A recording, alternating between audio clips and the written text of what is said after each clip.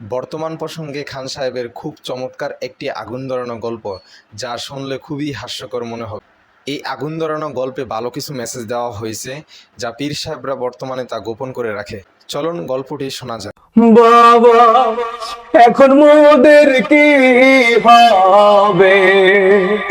মোদের খানকা ভাঙ্গা দিছে রে বাবা, উহাবির এই দলে রে বাবা, মোদের ব্যবসায় লাল বাতি জ্বলবে, কি যে উপায় হবে রে বাবা, একটু বলে দেন বাবা। কিরে, তুই কানতে আসো? হঠাৎ আজকে এত ইমোশনাল হয়ে গেলি কে? হইসটা কি?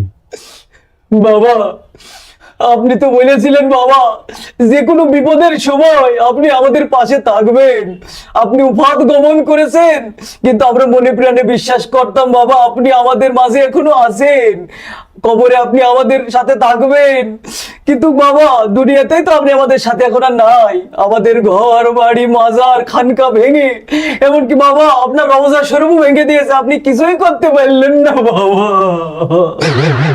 বাবা, আপনি বলেছিলেন বিপদের দিনে আমাদের পাশে থাকবেন বাবা, কিন্তু ওই ওয়াহাবিরা, এই দেশের মানুষ আপনার রওজা শরীফে আগুন জ্বালিয়ে পুড়িয়ে ছারখার করে দিয়েছে, আপনি কিছুই করতে পারলেন না বাবা। আরে বলদা, এখন কাইন্ডে কি কোনো লাভ আছে?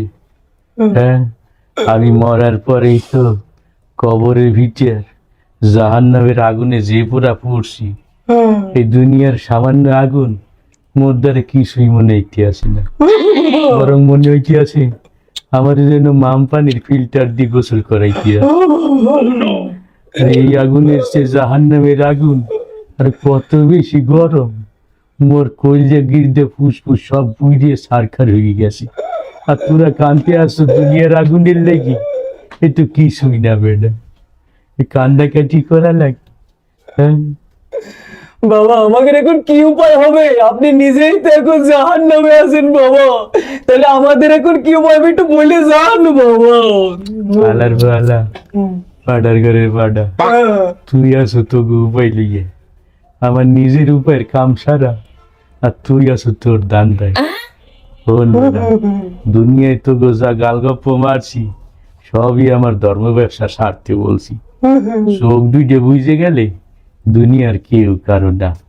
কবরে যদি একবার কেউ হান্দাই যায়, এর মুরিদকে বাঁচানো তো দূরের কথা, নিজের হোগার সামরা বাঁচানো রিকুল পায় না। আর তোরা তো আইসো কোন জায়গার মূর্খ মুরিদ। শোন বেটা, যা হরছ হরছ, মাজার যেহেতু জ্বলে পুড়েই গেছে, আমার কবরে আইসে তো আর কোনো লাভ নাই। যার যার ইমান আমল আকীদা ঠিক কইরে যার যার নিজের আখেরের পথ গুছাও। আমার দরবারে আইয়ে তবুও কোনো লাভ নাই, আমারও কোনো লাভ নাই। কথা ক্লিয়ার? ক্লিয়ার বাবা। তাহলে এতদিন আপনি আমাকে ধোকা দিয়েছেন বাবা। আমি কি তোকে কাউরে গালি টালি দিছি? বাবা, আমি তো নিরিবিলি আমার ধর্ম ব্যবসা চালাই গেছি। বাবা, তোরা যদি বুদ্ধিমানী হইতি তাহলে অবশ্যই আলেম ওলামার কাছে পরামর্শ নিতি।